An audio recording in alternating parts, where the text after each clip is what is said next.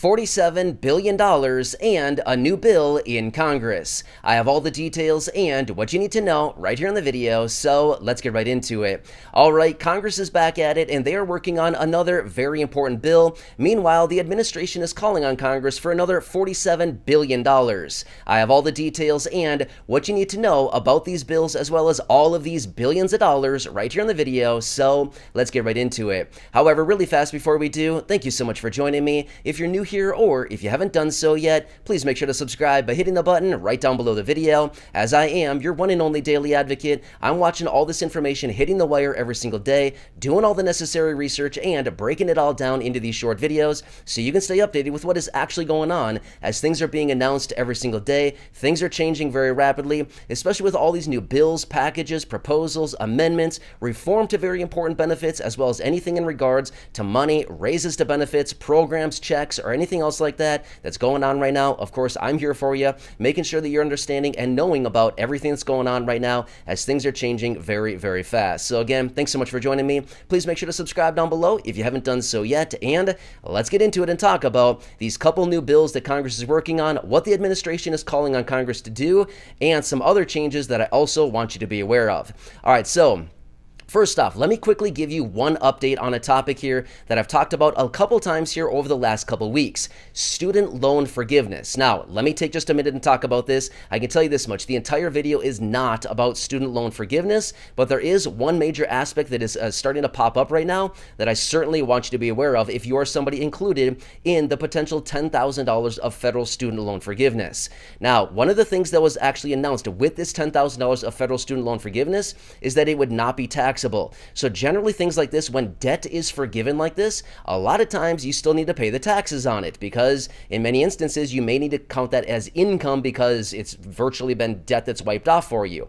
However, as we know from the federal government, it will not be taxable. However, get this, there's a handful of states that are popping up right now that are announcing they will be taxing federal student loan forgiveness. So on that $10,000 of federal student loan debt forgiveness, you might be paying taxes on that in a handful of states as of right now. So please be aware of that. That's going to add up to a lot of money. So I just want you to be aware of that. That is one of the kind of major negatives behind this federal student loan forgiveness. Now, again, I'm not taking sides for or against it. I'm just simply telling you this is what's going on out there right now. As I do get more details, of course, I will keep you posted on that. But as of right now, there's about 4 states that have announced they will be taxing the federal student loan forgiveness. That's not going to be good. That is not going to be a very pretty tax picture when that thing comes up. Maybe many people are not going to be aware of that, and unfortunately, a lot of people are not going to be prepared to pay the taxes on that $10,000. So virtually, it comes down to this. It'd virtually be the same as paying taxes on $10,000 of income. Same thing, right? So scary situation for a lot of people. Anyway, I'll keep you posted on that, but wanted to give you that little heads up. That's what's going to be coming for a handful of states here going forward. All right, next, let's quickly talk about this new bill that Congress is currently working on and how they're up against the wall yet again, like they are every single year when it comes down to this time frame. So Congress is currently working on a continuing resolution or a stopgap bill to make sure that the federal government stays funded beyond the new fiscal year. So here's what's happening. The end of this month, the fiscal year, the current fiscal year 2022 will be ending. The new the new 2023 fiscal year will be beginning on October 1st. So as a result of that, they need to come up with a new federal budget for the new fiscal year of 2023. Well, here's what's happening. We've seen this happen virtually every single year for the last several years. What happens is we come up against the deadline. Of course, they don't have the new fiscal year budget done, and they need to either go into a government shutdown, which is something that we've been dealing with here over the last several years, or they need to come up with these continuing resolutions and or stopgap bills to continue to keep the government funded at the same rate in which they currently are funded right now for an extended period of time to make sure that we don't go into a government shutdown. Well, guess what? They don't have the new 2023 fiscal year budget done. So what they're going to do is they're working on a continuing resolution or stopgap bill as of right now, which will keep the government funded at the current rate that they're currently funding things right now out until December 16th. That's what they're currently working on. Now, does it mean that they're going to get this thing passed? No, it doesn't mean that they're going to get passed. I just want to let you know that this is what they're currently working on, and this is very important. Now, the thing is, if they do not pass a continuing resolution and or a stopgap bill, which by the way, it's basically two names for virtually the exact same thing. Stopgap bill and continuing resolution are virtually the exact same thing. Just two different names for the same thing, so I just want to make it clear so that there's no confusion about it. But basically, if they do not pass this by the end of this month, at the end of the day, September 30th, we'd be going into a partial government shutdown as of basically midnight on October 1st. That's what it comes down to, right? So we got to be aware of this because we've gone into the same exact situation for the last several years that we've been covering this stuff. So again, no surprise that Congress has not gotten their work done. And they most likely will not get it done before the end of this month. Yes, they probably will pass a continuing resolution by the end of this month, but if they don't, just recognize we will be going into a partial government shutdown. Now remember, a couple years ago, we actually did this. There were a few days there, maybe, honestly, I don't remember how long it was maybe a week's time or so, that we actually did go into a partial government shutdown. So that did happen a couple years ago. And again, I don't remember exactly how many days it was. It was maybe a week or so, maybe 10 days. Honestly, I'm not really sure, but I do know that it actually did happen. And we deal with the same old thing every single year. In fact, this year, 2022, earlier this year, they didn't pass an actual federal government budget until like March of this year. So it's been a very long time. So they continue to kick that can down the road for many, many months when it should have been done by October 1st last year.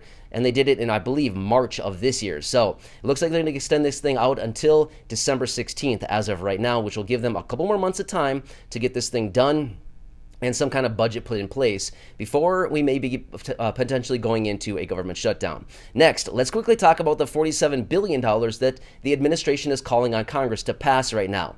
So the administration is calling on Congress to pass another $47 billion of spending. Now, this is not all for one cause, but rather it's for a variety of different things. In fact, they want $22 billion for COVID right now.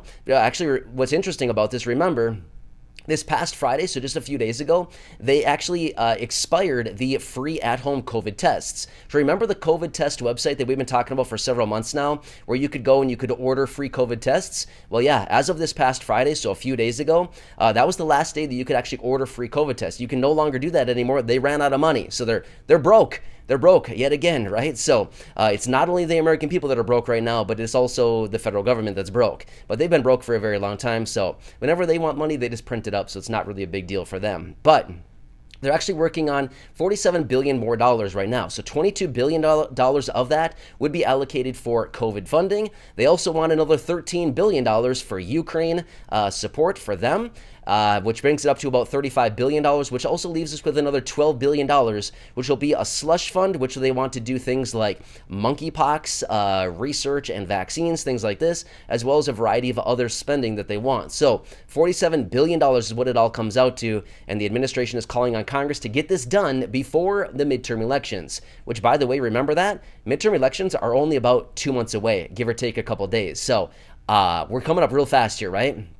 We got to get a lot of things done here before the midterm elections. And of course, like I've been saying for a while now, between now and the next 2 months, we're going to be seeing a lot of promises. We're going to be seeing a lot of big announcements coming out of lawmakers, out of the administration, Congress as a whole. We're going to be seeing a lot of different things being thrown around out there. That's why we got to continue watching all this very, very closely because, as I've said before, sometimes these politicians come out and they make a lot of big promises, and sometimes they get painted into a corner and they need to follow through. So I'm kind of looking forward to this because here's the thing. You never know what they're going to promise, and realistically, sometimes they say a little bit too much, and then they say, uh-oh, I promised too much, and that means I need to deliver now, right? So I'm kind of excited to see what all these lawmakers are going to come out and actually promise here over the next 2 months between now and the midterm elections, because they all want to talk a really good game right now, right? They all want to say something really good that actually kind of resonates with the people. So they want to say a lot of really good things that make sense to us, and at the same time, sometimes they promise too much. Well, as a result of that,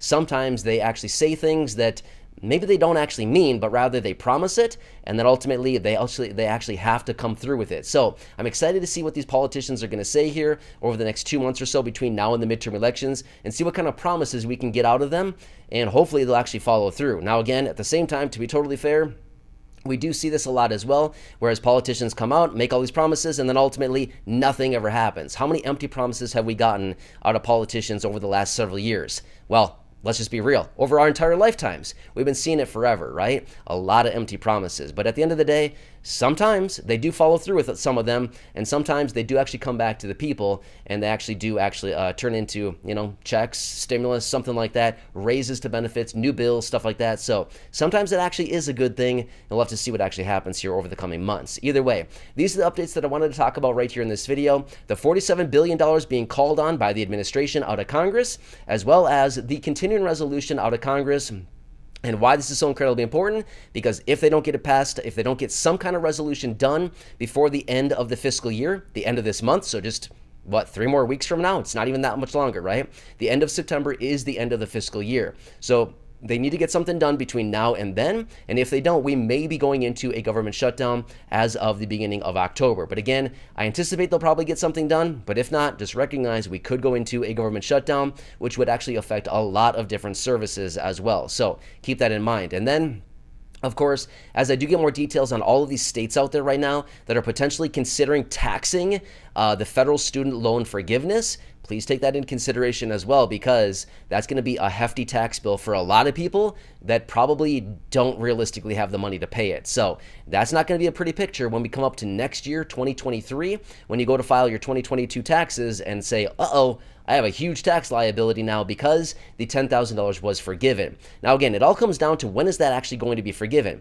Will it be forgiven in 2022? If so, that means the taxes will be due in 2023. If they actually go ahead and cancel that $10,000 in 2023, well, then the taxes wouldn't be due until 2024, right? So again, just want to keep that in consideration. A lot of different things that are going on right now. But either way, I'll keep you posted with all this stuff going on. And remember, the stuff going on with the $10,000 that's taxable out of your state, this is not financial advice. It's not tax advice in any way, shape, or form. Everybody's situation is very different, but I just want you to be aware of what's going on. And of course, as I do get more details, of course, I'll be right here for you, breaking it all down, letting you know what's going on. Either way, thanks again for watching this. I really do appreciate it. Please subscribe down below if you haven't done so yet. Share the video with your friends, family, social media, and go back and check out some of the other thousands and thousands of videos here on the channel, as we are giving away hundreds and hundreds of packages of really cool things every single week. We're giving away thousands of dollars every single week, and we're giving over $12,000 away this month alone. So make sure to go back and check out some of the other videos here on the channel.